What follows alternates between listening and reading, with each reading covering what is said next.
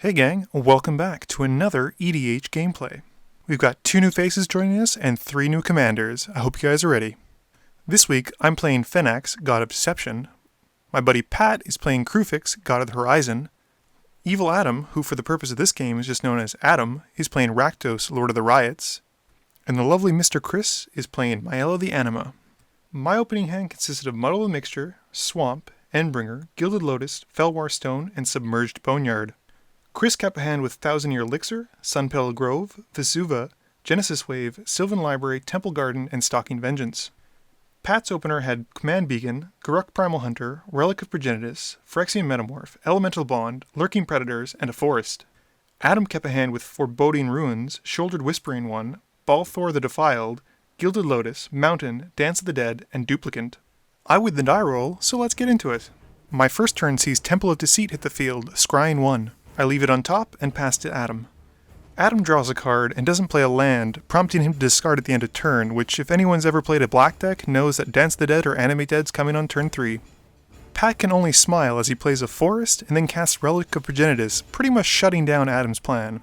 On Chris's turn, he plays Temple Garden untapped, taking 2, and casts Burgeoning.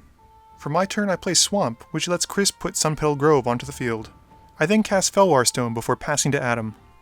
Frustrated by Pat's play of Relic of Progenitus, Adam plays Foreboding Ruins, tapped. Chris responds by bringing in Vesuva, copying Foreboding Ruins. Pat plays a Command Tower, which Chris has no land for, and passes. Chris has no lands to play on his turn, thankfully, but casts Sylvan Library to help refill his hand. I play Submerged Boneyard for my land for turn, then transmute Muddle the Mixture, finding Mesmeric Orb. Adam plays a Swamp, and passes to Pat. Pat's turn sees Command Beacon hit the field, then he takes 2 life and casts Phyrexian Metamorph, copying Felwar Stone. Chris's turn has him paying 4 life to keep an extra card from Sylvan Library. He then casts one of those 2 cards, which happens to be Survival of the Fittest. He passes to me. I play an island for my turn, then tap out casting Gilded Lotus, then tapping the Gilded Lotus to cast Mesmeric Orb. I pass to Adam. Adam plays a Swamp, which Chris responds to by playing Dryad Arbor. With nothing else, he passes to Pat. In response to Pat untapping all of his cards, he mills 3 and hits a bunch of lands. He plays Yavimaya Coast, then taps out to play his general. In response to Pat's end of turn, Chris pitches Stalking Vengeance to go find a Wood Elves. I don't mind so much, because it just means people are going to mill that much more. During his untap step, Chris hits Food Chain, Taiga, and Avenger of Zendikar. In response to his draw step, Chris takes another 4 life. We don't even have to attack him, he's gonna die. Chris pays 2 mana, and Lotus Cobra joins the party. He plays Arid Mesa, floating a green mana. He finds Plateau, because we all know where Taiga is, and floats another mana. Tapping Dryad Arbor and using the 2 floating green, he casts Wood Elves to go find another land. I don't even know why he put the library down. Wood Elves finds Savannah. Chris chooses to float a blue, because frankly he can, and casts Thousand Year Elixir. On my turn, I mill 6, which unfortunately due to the glare is kinda hard to see, but I know I hit 2 lands. I play Nephalia Drownyard for my turn, and then mistap, and basically because I'm a dirty cheater, cast Endbringer. At the end of my turn, Adam taps all of his lands so that he gets to mill on his turn. He mills some lands, but he also hits Myojin of the Infinite Rage, which in Rakdos is kind of unfair, provided you're able to connect with Rakdos. Tapping his lands, he casts Chromatic Lantern. Then he taps the Lantern to cast Reanimate, targeting Avenger of Zendikar. Pat responds by making Adam exile one of the cards from his graveyard. Adam gets Avenger and his 3 tokens. He passes to Pat. On Pat's untap, he mills 6 cards. He hits some real goodies like Mana Drain and Vornaclex. He plays Lumbering Falls for his land, then casts Elemental Bond and passes to Chris. Chris mills 5, including Seedborn Muse and Oracle of Moldiah. Consistent as always, Chris takes another 4 and keeps an extra card. He plays Stomping Ground untapped, taking 2 damage. He floats a green and pays 3 mana to cast Defense of the Heart. Mayael hits the field. On my untap, I mill 5 cards, and then move to main phase. I innocently cast a Body Double, but Pat doesn't like it. He pops Relic, and we all lose our graveyards. As a result, Body Double doesn't have a target, and it dies on resolution. Frustrated, I decide to take out my anger on Chris, and I kill his Lotus Cobra, cause yeah. We then spend a few seconds discussing how Lotus Cobra could have died before Body Double resolved, and I would have had a copy of that, but this only furthers my resolve that it should die. On Adam's untap step, Endbringer untaps and I mill 1, and Adam decides to join me in milling some cards.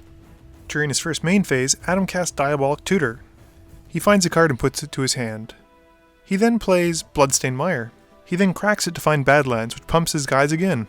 At the end of Adam's turn, I kill Wood Elves, which I'm really not entirely sure why again, because I should have killed one of Adam's plants. Pat untaps and mills 5 cards, 3 of which are lands. At this point, Pat has milled pretty much only lands, so his deck must entirely consist of gas. He plays Scalding Tarn, cracking it and taking 1 to find Tropical Island. He then taps out to play Lurking Predators. Chris untaps and responds to the final Mesmeric Orb trigger, activating Mayael. As a result, Vornaclex joins the party. Chris then mills 6 cards and a few goodies like Sigarda and his own copy of Lurking Predators. Moving to his upkeep, Defense of the Heart triggers. He finds Sun Titan and Omnath, Locus of Rage. Sun Titan brings back Lotus Cobra, who frankly has to die again. All of this happens before Chris's draw step even, so he takes another 4 as he keeps an extra card. He then moves to his first main phase. Chris plays Flooded Strand, making a green with Lotus Cobra. He cracks Flooded Strand, and in response I kill Lotus Cobra. Chris finds a Plains. He also realizes that he should have 2 5/5s from Omnath. With the 1 green mana and tapping his Vesuva, Chris casts Regrowth, bringing Wood Elves back to his hand. Please note that Pat does see all of his Lurking Predator triggers, he's just putting all the cards on the bottom, so there's no point in me showing it. Chris finds a forest and gets another 5/5. My turn sees a bunch of cards go in my graveyard. I kill Chris's Wood Elves and I pass to Adam. On Adam's untap, I mill a card and he mills some cards. Adam plays a command tower, and as a result, Chris gets to put its Sacred Foundry into play tapped. He also gets another 5/5. Chris, remembering his trigger, reminds Adam to put a 1/1 counter on his plants. Actually using a combat step since the game started, Adam swings all of his creatures at me. I kill one of the tokens with Endbringer and take 11 damage, dropping to 29. After combat, Adam uses Blasphemous Act to wipe the board. In response, Pat uses Lurking Predator to find Sakura Tribe Elder on top, which he then sacks to find a land. With all of Chris's elementals dying, I take 2 bolts, Pat takes 2 bolts, and Adam only takes 1? After Act is resolved, Adam casts Rakdos. Pat untaps and again somehow manages to hit mostly lands and a Jace Mind Sculptor, which is unfortunate. Pat plays Mana Vault, then taps out to cast Kozilek, drawing 5 cards. 4 from Kozilek and 1 from Elemental Bond. He then plays an island. Having drawn cards and played a land, Pat passes. Chris mills 9 cards, hitting Kozilek after about 4. He has to shuffle in some cards, but 5 still go to the graveyard. For the first time in as many turns, Chris doesn't take 4 and only draws 1 card.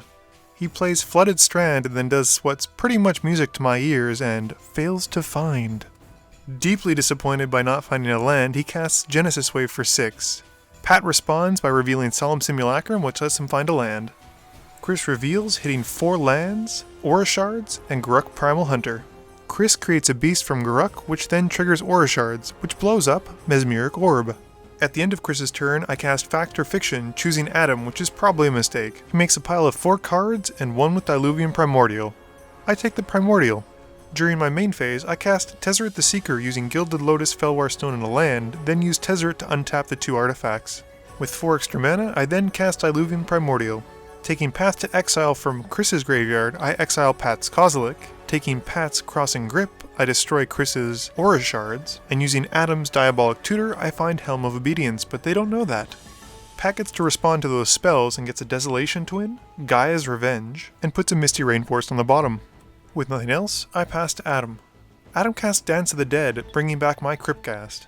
He then casts Gilded Lotus. Moving to combat, he swings Rakdos at Chris. Moving to his second main phase and having dealt 6 damage, Adam gets to cast Duplicant for free. He exiles Desolation Twin. He then casts Nullspine Dragon, pitching his hand and drawing 6. Pat remembers his triggers and hits Oblivion Sower and Worldspine Worm. Only having to tap 1 swamp because of Cryptcast, Adam casts Overseer of the Damned and blows up Pat's Worldspine Worm.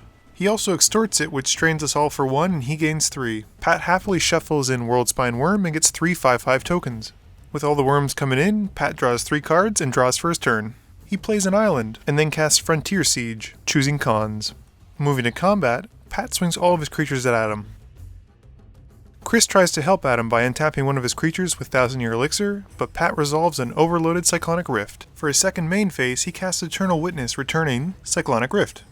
He passes to Chris. Chris's turn sees him bringing back some of his board, casting Survival of the Fittest, which he uses to pitch Lotus Cobra to go find. While Chris is searching, Pat realizes he was supposed to have shuffled in the Worldspine Worm and does so. Chris finds Titania and returns Wooded Bastion. He then casts Garruk, Primal Hunter, using his minus ability to draw 5 cards and kill the Planeswalker.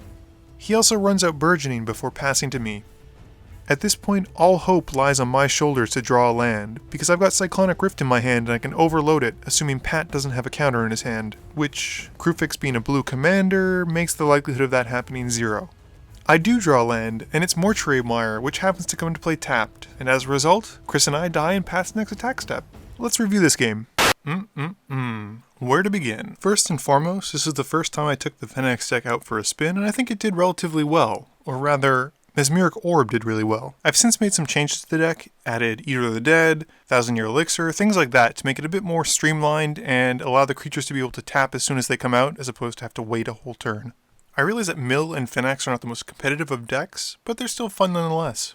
I think Chris took a little bit too much damage off of Sylvan Library. I mean, I know life is a resource, but he went really low by taking almost 3 or 4 turns in a row. He also took a lot of fetch lands and the shock lands coming to play untapped. However, having played against Chris's deck, I know that it can be really fast and very aggressive, so if he was trying to dig deeper for answers and things like that, I can understand the life loss. Adam seemed to pick up gas midway through, even though he lost his initial plan of using Dance on the Dead of Shoulderhead for turn 3. He did lose a lot of tempo by not playing a land early on, and Pat playing Relic of Progenitus really sealed the deal. Speaking of Pat, I think if anyone benefited from Mesmeric Orb the most, Pat was probably the player. It seems to me that Mesmeric Orb helped Pat out greatly by filtering off a lot of lands off the top of his library. Sure, that isn't to say that he didn't draw lands, but he was able to get to some good cards very quickly. Also, holy cow did Lurking Predators do work. I've owned one for a long time, but I've never really wanted to play it because 6 mana for an enchantment that has to require your opponent to cast a spell can sometimes be a bit too slow. This was obviously not the case in this game. I hope you guys enjoyed seeing some new commanders, some new faces, some new friends. It's always fun to play with different people in different decks, so it's something to look forward to. Please be sure to tune in every Monday for more Commander gameplays, primers, top 10s, and anything else I can think of. As always, thank you for watching, and please be sure to like, comment, share, and subscribe for more.